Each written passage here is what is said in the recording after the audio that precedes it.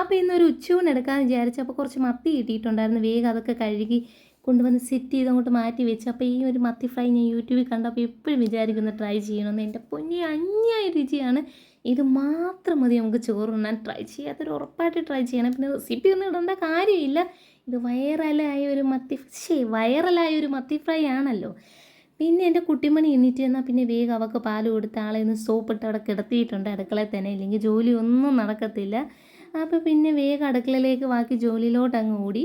പിന്നെ മത്തി ഫ്രൈ ഒക്കെ ആയിട്ടുണ്ട്. അതൊക്കെ അങ്ങോട്ട് മാറ്റി വെച്ചിട്ട് പിന്നെ വേഗം തേങ്ങയൊക്കെ അരച്ച് അങ്ങോട്ട് ചട്ടിക്കകത്തോട്ട് ഒഴിച്ച് തക്കാളിയും കരിയാപ്പിലയൊക്കെ ഇട്ട് മീൻകറിക്കുള്ളത് സെറ്റ് ചെയ്ത് അങ്ങോട്ട് മാറ്റി വെച്ച്.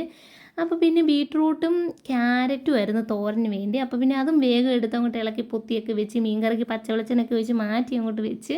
പിന്നെ കുറച്ച് പരഞ്ഞിൽ ഉണ്ടായിരുന്നു മീനകത്തുനിന്ന്, അതും എടുത്ത് അങ്ങോട്ട് മാറ്റി. അപ്പത്തിന് പിന്നെ ഉച്ചയൂണിന് സമയമായി. കുളിച്ച് നനച്ച് വന്ന് വേഗം മാക്ക് നടിക്കുമായിരുന്നു. ഞാൻ ഉണ്ടാക്കിക്കൊണ്ട് പറയില്ല, അന്യായ രുചിയായിരുന്നു. അപ്പോൾ അത്രയുള്ള ബൈ.